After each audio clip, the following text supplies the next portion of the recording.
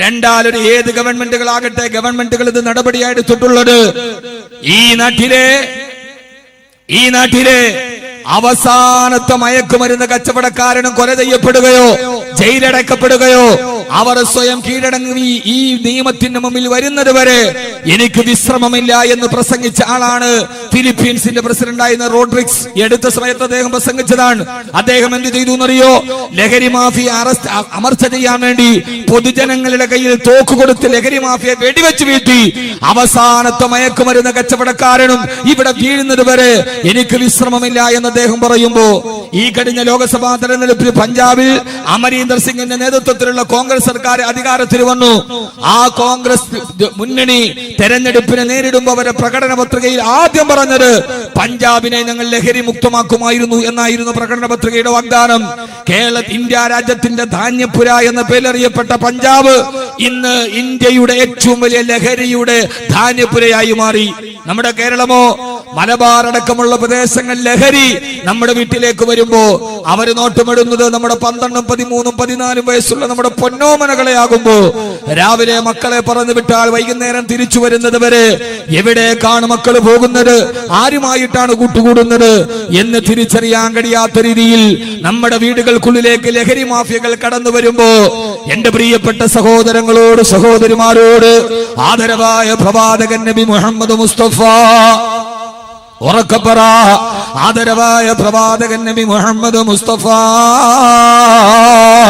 സല്ലല്ലാഹു അലൈഹി വസല്ലം പഠിപ്പിച്ചു തന്നതുപോലെ നമ്മുടെ പ്രിയപ്പെട്ട മക്കളെ നാളെ നമ്മുടെ ജീവിതത്തിന്റെ അവസാന ഭാഗത്ത് നമുക്കൊരു അത്താണിയായി എന്റെ ആരോഗ്യം നെട്ടപ്പെട്ടിട്ട് ഞാൻ കിടപ്പറയിൽ കിടക്കുമ്പോ, കട്ടിലിൽ കിടക്കുമ്പോ എനിക്കൊരു ഊന്നുപടിയായിട്ടാണ് മക്കളെ ഞാൻ വളർത്തുന്നതെങ്കിൽ എന്റെ പ്രിയപ്പെട്ട സഹോദരങ്ങളെ സഹോദരിമാരെ, 10-ാം വയസ്സ് മുതൽ 11, 12, 13 വയസ്സുള്ള കൊച്ചുകുട്ടികള് ലഹരിക്കവര് അടിമകളാക്കപ്പെടുമ്പോ ഞാൻ എന്റെ പ്രിയപ്പെട്ട സഹോദരങ്ങളോട് പറഞ്ഞു തരുന്നത്, അവസാനം നമ്മൾ കൈകുടിച്ചിട്ട് വിലപിച്ചിട്ട് കാര്യമില്ല.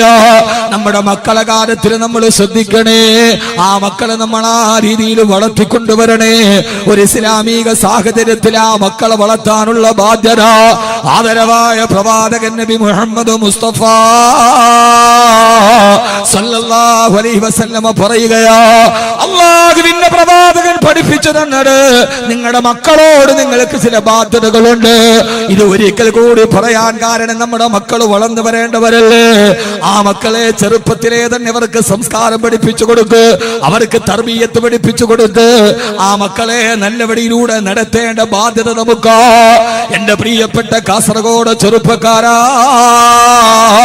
ഒരു കാലത്ത് ആവേശത്തിന്റെയും നിശ്ചയദാർഢ്യത്തിന്റെയും അടയാളമായിരുന്ന ഊടും ഉഷിരുമുള്ള കാസർഗോഡ് ചെറുപ്പക്കാര് ഇന്ന് ചെറുപ്പക്കാര് മുഴുവനും ലഹരിയുടെ അടിമകളായി ഒരുമാതിരി മന്ദതയിലോട്ട് നടന്നു പോകുമ്പോ ഈമാനിന്റെ ആവേശമുണ്ടായിരുന്ന ഊരും ചൂരുമുണ്ടായിരുന്ന കാസർഗോഡ് ചെറുപ്പക്കാര് ഇന്ന് ആ ചെറുപ്പക്കാര് മുഴുവനും ലഹരി മാഫിയുടെ അടിമകളായി മാറുമ്പോ മാറേണ്ട സഹോദരങ്ങള്, നമ്മുടെ ചുറ്റുപാടുകളിൽ നിന്ന് പിശാചുക്കൾ പാർക്കുന്ന വേതാള നഗരം പോലെ ഭൂമി അധപ്പതിച്ചു പോകുമ്പോ 12 വയസ്സുകാരൻ അച്ഛനാകുന്നു, കുട്ടിയുടെ ശരീരത്തിലേക്ക് കടന്നു പിടിക്കുന്ന പിതാക്കന്മാർ എല്ലാം ഒരു ഇറച്ചി കച്ചവടം പോലെ അധപ്പതിച്ചു പോകുമ്പോ നമ്മുടെ മക്കൾ മുഴുവനും നമുക്ക് പോലും അറിയാൻ കഴിയാത്ത രീതിയിൽ വഴിപടച്ചു പോകുമ്പോ ഞാൻ ഈ അടുത്ത സമയത്ത് കുറെ വർഷങ്ങൾക്ക് മുമ്പ് തിരുവനന്തപുരം ജില്ലയിലെ ഒരു സ്ഥലത്ത് പ്രഭാഷണത്തിന് പോകുമ്പോ എനിക്കുണ്ടായ ഒരു അനുഭവം ഞാൻ പങ്കുവെക്കട്ടെ. അവിടെ ആ പരിസരത്ത് ഞാൻ അവിടെ വീട്ടിലൊരു ഭക്ഷണത്തിന് പോയി. ആ ഭക്ഷണത്തിന് പോകുമ്പോ ഒരു 35-40 വയസ്സുള്ള ഒരു ഉമ്മയുണ്ട് അവിടെ. അവരവിടെ ഭക്ഷണം എനിക്ക് നിർബന്ധമായിട്ട് ഭക്ഷണം അവിടെ വേണമെന്ന് ക്ഷണിച്ചിട്ട് അവിടെ പോകുമ്പോ ഭക്ഷണമെല്ലാം കഴിഞ്ഞ് ഇറങ്ങാൻ പോകവേ അവരുടെ മകൻ വന്നു. അവര് പറഞ്ഞു ഉപ്പ മരിച്ചുപോയി. പക്ഷേ +1 പഠിക്കുന്ന ഒരു കുട്ടിയുണ്ട്, കണ്ടാല് ആപ്പിള് പോലെ തുടുത്തിരിക്കുന്ന എത്രയോ സൗന്ദര്യമുള്ള ഒരു കുട്ടിയാ. അവന്റെ തോളത്ത് കൈയിട്ടിട്ട് ഞാൻ പറഞ്ഞു, മോനെ ഉപ്പ മരിച്ചുപോയി. സുന്ദരിയായ ഉമ്മ ഒരു പുനർവിവാഹം പോലും ആലോചിക്കാതെ ജീവിക്കുന്നത് നിനക്ക് വേണ്ടിയാണ്. അതുകൊണ്ട് ഉമ്മയെ കഷ്ടപ്പെടുത്തരുത്, ഉമ്മയെ ദുഃഖിപ്പിക്കരുത്. എന്നാ കുഞ്ഞിന്റെ തോളത്ത് കൈയിട്ടിട്ട് ഞാൻ ഒരു ഉപദേശം കൊടുക്കുമ്പോ വാതിലിന്റെ പുറകിൽ നിന്ന് ഒരു വല്ലാത്ത പൊട്ടിക്കരച്ചില് കേട്ടു. ഉമ്മ ഇരുന്നിട്ട് പൊട്ടിക്കരയുകയാണ്. ഞാനോത്തു ഭർത്താവിനെ കുറിച്ച് എന്റെ പിതാവിനെ കുറിച്ച് പറഞ്ഞപ്പോ ഉണ്ടായ ഒരു ദുഃഖമായിരിക്കാം. എന്റെ കൂടെ ഉണ്ടായിരുന്ന ഖത്തീബിനോട് പറഞ്ഞു, ഉസ്താദിനോട് എനിക്ക് ഒറ്റക്കൊന്ന് സംസാരിക്കണം. ഞാനും ആ ഖത്തീബും കൂടി വെളിയിലോട്ട് വരുമ്പോ അവര് വന്നിട്ട് എന്നോട് പറഞ്ഞത്, ഉസ്താദേ, ഞാൻ ചോദിച്ചു, എന്തിനാ കരയുന്നത്? ചെറുപ്പത്തിലെ വൈദ്യം വന്നാലും അള്ളാഹു നല്ലൊരു പൊന്നുമോനെ തന്നിട്ടുണ്ടല്ലോ. ആ പ്രിയപ്പെട്ട ഉമ്മ പറഞ്ഞത്, ഉസ്താദേ, എന്റെ ഏറ്റവും വലിയ ദുഃഖം ഇന്നെന്റെ ആ മകനാ. എന്താന്ന് ചോദിച്ചപ്പോ അവര് പറഞ്ഞ വാക്ക് കേട്ടിട്ട് ഞാൻ അറിയാതെ തലകുനിച്ചു പോയി. എങ്ങനെയാ ഉസ്താദിനോട് പറയാ? ഉസ്താദേ, രാത്രിയിൽ എന്റെ ബെഡ്റൂമിന്റെ കുറ്റിയിടാതെ കിടക്കാൻ എനിക്ക് പേടിയാ. ആരെ പേടിച്ചിട്ടാ?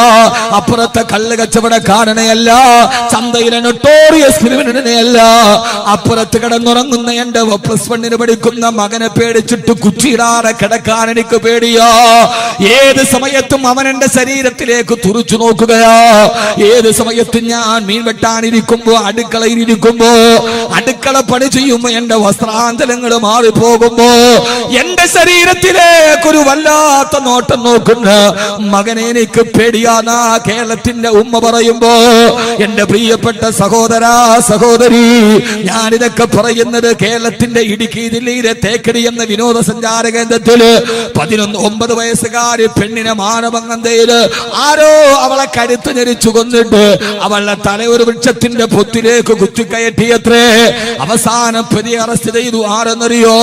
ആ 9 വയസ്സുകാരി പൊന്നുമോളുടെ കൂടെ സ്കൂളിൽ പോകുന്ന, ഒരേ ഓട്ടോറിക്ഷയിൽ സഞ്ചരിക്കുന്ന തൊട്ടടുത്തുള്ള 14 വയസ്സുകാരനാണ് പ്രതി. പ്രതിയെ കൊണ്ടുവന്ന് പോലീസ് ഉദ്യോഗസ്ഥർ ചോദിച്ചു, നിനക്ക് 9 വയസ്സുള്ള അടുത്തിരിക്കുന്ന പൊന്നുമോളോട് ഈ ചിന്ത തോന്നാൻ കാരണമെന്തെന്ന് ചോദിക്കവേ ആ കുട്ടി പറഞ്ഞ മറുപടി ഓരോ മാതാപിതാക്കളോട് ഞാൻ പങ്കിടുകയാണ്. ആ കുട്ടി പറഞ്ഞു, എനിക്കെന്റെ സഹപാഠിയോട് ഇത് തോന്നാൻ കാരണം വാപ്പ മദ്യപാനിയാണ്. വൈകുന്നേരം മദ്യവെച്ചിലേക്ക് കെട്ട് വാപ്പ ഒരു CD-യുമായിട്ട് വരും. രാത്രിയിൽ വാപ്പയും ഉമ്മയും അത് ഒന്നിച്ചിരുന്നിട്ട് ബ്ലൂ ഫിലിമിന്റെ CD കാണാറുണ്ട്. അടുത്ത് കിടന്നിട്ട് ഉറക്കം നടിച്ചിട്ട് പലപ്പോഴും ഞാനിത് കണ്ടിട്ടുണ്ട്. മാതാപിതാക്കളില്ലാത്ത സമയത്ത് ആ CD ഞാൻ പലപ്പോഴും പ്ലേ ചെയ്ത് കണ്ട് അതിൽ നിന്നാണ് എന്റെ വികാരങ്ങൾ വഴിതെറ്റി പോയതെന്ന് കേരളത്തിന്റെ 14 വയസ്സുകാരൻ പോലീസ് ഉദ്യോഗസ്ഥരോട് മറുപടി പറയുമ്പോ ആർക്ക് നേരെയാണ് വിരൽ ചൂണ്ടേണ്ടത്? ഈ 14 വയസ്സുകാരൻ വഴിപിടച്ചു പോയപ്പോ അവനെയാണോ കല്ലെറിയേണ്ടത്? അതല്ല, അവന്റെ മനസ്സിലെ അനാശാസ്യത്തിന്റെ വിത്തുകൾ പൂകിയ മാതാപിതാക്കളെയാണോ കല്ലെറിയേണ്ടത്? ആരാണ് ഈ കുട്ടിയെ വഴിപിടപ്പിച്ചത്? അതുകൊണ്ടാണ് ഖുർആൻ പറയുന്നത്, നാളെ പരലോകത്ത് പടച്ചറപ്പിന്റെ നരകത്തിന്റെ മുമ്പ് ചില മക്കൾ അല്ലാഹുവിനോട് പറയുമത്രേ, അല്ലാഹുവേ, ചില മക്കളെ അല്ലാഹു നരകത്തിന്റെ അഗാധമായ തീനാളങ്ങളിലേക്ക് വലിച്ചെറിയാൻ പോകുമ്പോ ആ മക്കൾ പറയും, അല്ലാഹുവേ റബ്ബനാ ആതിഹിം ളഅഫൈനി മിനൽ അദാബ് വൽഅൻഹും ലഅനൻ കബീറാ. പടച്ചവനെ, ഞങ്ങളെ വഴിപഠിപ്പിച്ചത് ഈ മാതാപിതാക്കളാണ്, ഞങ്ങളെ വഴിതെറ്റിച്ചത് ഞങ്ങളുടെ മാതാപിതാക്കളാണ്.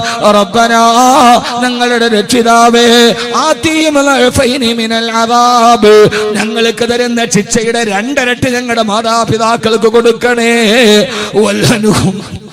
വല്ലനുഹും ലഅനൻ കബീറാ. അല്ലാഹു ആ സമൂഹത്തെ ശപിക്കുമെന്ന് ഖുർആൻ പറയുമ്പോ എന്റെ പ്രിയപ്പെട്ട സഹോദരങ്ങളെ, നമ്മുടെ മക്കൾ വളർന്നു വരുന്നത് പിശാചുക്കൾ പാർക്കുന്ന ഒരു നഗരത്തിലാണ്. ആ പൈശാചികതയുടെ വക്കിലേക്ക് വീഴാതിരിക്കാ നമ്മുടെ മക്കളെ നല്ല അന്തരീക്ഷത്തിൽ വളർത്തണേ. അല്ലാഹു നമുക്ക് തൗഫീഖ് നൽകി അനുഗ്രഹിക്കുമാറാകട്ടെ. അല്ലാഹു നമ്മുടെ മക്കളെ നേർവഴിയിലാക്കട്ടെ. ആമീൻ പറയും. ആമീൻ പറയാത്തോണ്ട് എനിക്ക് തോന്നുന്നു എല്ലാവരും മക്കൾ നല്ല നേർവഴിയിലാണെന്നാണ്. ആണോ? ആണെങ്കിൽ അൽഹംദുലില്ലാ, അല്ലാഹുവിനെ നിലനിർത്തി തരട്ടെ. അല്ലെങ്കിൽ പിന്നെ ആമീൻ പറയാത്തതിന് ഇപ്പൊ എന്ത് പറഞ്ഞാലും നന്നാവണ കോളൊന്നും ഇല്ല എന്ന് മനസ്സിൽ കരുതിയിട്ടാണ്. ആ രീതിയിൽ വഴിവെറ്റിപ്പോൾ 2 സാധ്യതയാണ്. ഒന്നുകിൽ അവർ നല്ല മക്കളാണ്, അല്ലെങ്കിൽ ഇനി എന്തായാലും ഇനി ഇവൻ തിരിച്ചു വരൂല എന്ന നിരാശയാണ്. രണ്ടാലൊന്നുണ്ടാവാം. അള്ളാഹു നമ്മുടെ മക്കളെ നല്ല മക്കളാക്കി തരട്ടെ. അതിനെന്താ ചെയ്യുക? വേറെ കുറെ നമ്മൾ വായിട്ട് പറഞ്ഞിട്ട് കാര്യമില്ല. ഇനിയുള്ള തലമുറയെങ്കിലും നന്നാവണം. അതിനാദ്യം ചെയ്യേണ്ടത് എന്താ? 1-2 കാര്യങ്ങൾ ഞാൻ പഠിപ്പിച്ചു. ഹബീബായ റസൂലുള്ളാഹി സ്വല്ലല്ലാഹു അലൈഹി വസല്ലം ഇനിയുള്ള മക്കളുടെ കാര്യത്തിൽ 11 വയസ്സാകുമ്പോൾ മക്കൾ വഴിതെറ്റാൻ തുടങ്ങും. നമ്മുടെ കുട്ടികൾ സിഗരറ്റ് വലിക്കുന്ന കണ്ട അപ്പോഴേ തീരുമാനിച്ചോണം ഇവൻ ആരുടെ വലയത്തിൽ പെട്ടിട്ടുണ്ട്. നമ്മുടെ കുട്ടി കഞ്ചാവ് വലിക്കുന്നത് കാണണ്ട, കള്ളു കുടിക്കുന്നത് കാണണ്ട, അവൻ സിഗരറ്റ് വലിക്കുന്നത് ഉപ്പയോ ഉമ്മയോ കണ്ടാൽ അപ്പൊ നിങ്ങൾ എന്നാ മനസ്സിലാക്കേണ്ടത്, ഇവൻ വേറെ ഏതോ ഒരു കൂട്ടുകെട്ടിലോ ഒരു സ്വാധീനത്തിനോ ഇവൻ വഴങ്ങിയിട്ടുണ്ട്. അതൊരു അടയാളമാണ്. അപ്പോഴേ നമ്മുടെ കുട്ടികളുടെ കാര്യത്തിൽ നിതാന്ത ജാഗ്രത പുലർത്തണം. നമ്മെ സംബന്ധിച്ചോളം കാസർഗോഡ് പ്രദേശത്ത് മാത്രമല്ല, കേരളത്തിന്റെ എല്ലായിടത്തും. എല്ലാവരും പറയും കാസർഗോഡ് ലഹരി മാഫിയ. അല്ല, എല്ലായിടത്തും ഉണ്ട്, ഒരിടത്തൊന്നുമല്ല. ഇതിനേക്കാൾ കൂടുതലുണ്ട് അടുത്ത ജില്ലകളിൽ. പക്ഷേ നമ്മൾ അറിയുന്നില്ല എന്ന് മാത്രം. സ്കൂളിന്റെ മുമ്പിലുള്ള പെട്ടിക്കടകളിൽ പോലും ഒരു സൈസ് കോളയുണ്ട്, അത്ര പെപ്സി. ആ പെപ്സി ഒറിജിനൽ പെപ്സി അല്ല, അതിന്റെ ഉള്ളിൽ ഒരു ഗുളിക കലർത്തും. അത് കുടിക്കാൻ കുട്ടികളുടെ തിരക്കാണ്. ഒരു പ്രാവശ്യം കുടിച്ചാൽ അവൻ പിന്നെ അത് കുടിക്കാതിരിക്കില്ല. ആ രീതികളിൽ സ്കൂളുകൾ കേന്ദ്രീകരിച്ച് നടക്കുന്ന വാണിഭങ്ങൾ, ഇതൊന്നും നമ്മൾ അറിയുന്നില്ല. നമ്മുടെ കുട്ടികളെ, ഇതിനേറ്റവും പ്രധാനപ്പെട്ട ഒരു വഴി നമ്മുടെ കുട്ടികളെ ഖുർആൻ പറഞ്ഞതുപോലെ വളർത്തുക എന്നതാണ്. അള്ളാഹു നമുക്ക് നമ്മുടെ കുട്ടികളെ അങ്ങനെ വളർത്താൻ തൗഫീക്ക് നൽകട്ടെ. നമ്മളാകെ മക്കളുടെ കാര്യത്തിൽ ബോധവാന്മാരാകുന്നത് ഒരു 10-15 വയസ്സായി, SSLC ഒക്കെ കഴിഞ്ഞു. ശ്രദ്ധിക്കണം നമ്മൾ. നമ്മുടെ കുട്ടികൾ രാത്രി വീട്ടിൽ വരാതായി, വൈകി വരാൻ തുടങ്ങിയാൽ അപ്പോഴേ നിങ്ങൾ മനസ്സിലായിക്കോണം, ഇവൻ വീട്ടിൽ നിന്ന് പോലും അകന്നു പോകുന്ന ഒരു കൂട്ടുകെട്ടിൽ ഇവൻ പെട്ടിട്ടുണ്ട്. ഉപ്പമാരെ, ഉമ്മമാരെ, മക്കളെ രാത്രിയായാലും വീട്ടിൽ വരാത്ത മക്കൾ ഇശാ നമസ്കാരം കഴിഞ്ഞ് അത്താഴം കടിക്കുമ്പോൾ നമ്മുടെ കുട്ടികൾ നമ്മുടെ കൂടെ അത്താഴം കടിക്കാൻ നമ്മൾ നിർബന്ധത പുലർത്തേണ്ടതുണ്ട്. അത് ഉസ്താദ് ഈ കാലഘട്ടമല്ലേ, വെക്കേഷൻ അല്ലേ, അവന് 12 മണി വരെ ഇരിക്കട്ടെ, പാടില്ല. നമ്മുടെ മക്കൾ അത്താഴം കടിക്കുമ്പോൾ നമ്മുടെ കൂടെ ഉണ്ടാവണം. അങ്ങനെയാണോ എന്ന് നിങ്ങളൊന്ന് ചിന്തിക്കുക. അത്താഴം കടിക്കാൻ, ഞാൻ വേറെ എന്നും പറഞ്ഞെന്തിനാണ്, അത്താഴം കടിക്കാൻ നമ്മുടെ വീട്ടിൽ നമ്മുടെ മക്കൾ ഉണ്ടാകണമെന്ന ഒരു നിർബന്ധ ബുദ്ധി നമുക്കില്ല. നമ്മൾ പരമാവധി അഴിച്ചുവിടുകയാണ്. പെണ്ണുങ്ങൾ ബദ്ധശ്രദ്ധാലുക്കളല്ല. കഞ്ചാവ് മാഫിയ എന്നത് ഏറ്റവും വലിയൊരു വലയാണ്. അവരാരെയും മിനിങ്ങാന്ന് 4 ദിവസം മുമ്പ് ഇടുക്കി ജില്ലയിൽ, എന്റെ വീട് ഇടുക്കി ജില്ലയിലാണ്, അവിടെ 2 പെൺകുട്ടികളെ, കഞ്ചാവ് കാരിയർമാരായ 2 പെൺകുട്ടികളെ പോലീസ് പിടിച്ചു. ഒരു പെൺകുട്ടി കണ്ണൂർ ജില്ലയിൽ നിന്നാണ് പിടിക്കുന്നത്, ഇടുക്കിയിൽ നിന്നാണ്. ആ കുട്ടിയെ കുറിച്ചുള്ള വാർത്തകൾ വരുമ്പോ, അവള് കണ്ണൂർ ജില്ലയിലെ തളിപ്പറമ്പിനടുത്തുള്ള ഒരു സ്ഥലത്ത് മാന്യമായി ജീവിച്ച ഒരു കുട്ടി, ഭർത്താവ് ഗൾഫിലാണ്. ആ ഭർത്താവ് ഗൾഫിലായിരുന്ന കുട്ടി വളരെ മാന്യമായ ആ പെൺകുട്ടിയെ കുറിച്ച് അയൽവക്കക്കാർക്ക് നല്ലതേ പറയാനുള്ളൂ. മിതഭാഷി, ആരോട് കൂടുതൽ സംസാരിക്കാറില്ല. ഒരിക്കൽ ആലപ്പുഴയിൽ നിന്നൊരു ചെറുപ്പക്കാരൻ അവളുടെ ഫോണിലേക്ക് ഒരു മിസ് കോൾ അടിച്ചതാണ്. ആ മിസ് കോൾ പിന്നെ സൗഹൃദമായി, പ്രണയമായി. ഒരു കുട്ടിയെയും ഭർത്താവ് ഗൾഫിൽ നിന്ന് വന്നപ്പോ ഉണ്ടായിരുന്ന കുട്ടിയെയും വലിച്ചെറിഞ്ഞിട്ട് കാമുകന്റെ കൂടെ പോയി. ആ പെണ്ണിനെ പിന്നെ ആളുകൾ അറിയുന്നത് പിന്നെ ഒരു വിവരമില്ല. പിന്നെ അവൾ കഞ്ചാവ് കച്ചവടക്കാരന്റെ കാരിയറായി മാറി. കണ്ണൂർ ജില്ലയിലെ തളിപ്പറമ്പിനടക്കുള്ള ഒരു ഗൃഹാന്തരീക്ഷത്തിന്റെ ഉള്ളിൽ സ്വസ്ഥമായി തന്റെ ഭർത്താവിന്റെ കൂടെ നാട്ടുകാർക്കും അയൽവക്കക്കാർക്കും നല്ല അഭിപ്രായത്തോടെ ജീവിച്ച ഒരു പെൺകുട്ടിയെ കഞ്ചാവ് കച്ചവടവുമായി ബന്ധമുള്ള ഒരാൾ മിസ്കോളിലൂടെ പരിചയപ്പെട്ടപ്പോ എങ്ങനെയാണ് അച്ചടക്കമുള്ള ആ പെൺകുട്ടി പിന്നെ കഞ്ചാവിന്റെ കാരിയറായി മാറിയത് എന്ന് ചിന്തിക്കുമ്പോ ഞാൻ ഈ വിഷയം പറയാൻ കാരണം, നമ്മുടെ സമൂഹത്തെ മുഴുവനും ചൂഴ്ന്നു നിൽക്കുന്ന ഒരു വലയുണ്ട്. അറിയാതെ തൊട്ടുപോയാൽ മനുഷ്യനെ മുഴുവനും ചുറ്റി വരയുന്ന ഒരു വല. ആ വലയിൽ പെട്ടവരെ പിന്നെ എഴുന്നേറ്റ് വന്നിട്ടില്ല. അതുകൊണ്ട് നാം എല്ലാവരും നിതാന്ത ജാഗരൂകരാകേണ്ടത്. ഭരണകൂടം, ആ ഭരണകൂടം മുഴുവനും നോക്കേണ്ടത്, ഭരണകൂടത്തിന്റെ ശ്രദ്ധ പറയേണ്ടത്, ഇനിയിപ്പോ വിളിച്ചതാരാ, അത് പെണ്ണാണോ അല്ല ചാനലിലുള്ളവളാണോ, അത് കഴിഞ്ഞു പോയി, അത് കഴിഞ്ഞ് 3-ാം വാദ്യം കഴിഞ്ഞ് ഇനിയിപ്പോ അത് വിട്ടിട്ട് ലഹരിയുടെ കാര്യത്തിലേക്ക് നടന്നു പോകുന്ന ഈ സമൂഹത്തിനെ പ്രതിരോധിക്കാൻ ഗവൺമെന്റ് നടപടിയെടുക്കണം, ഭരണകൂടം നടപടിയെടുക്കണം.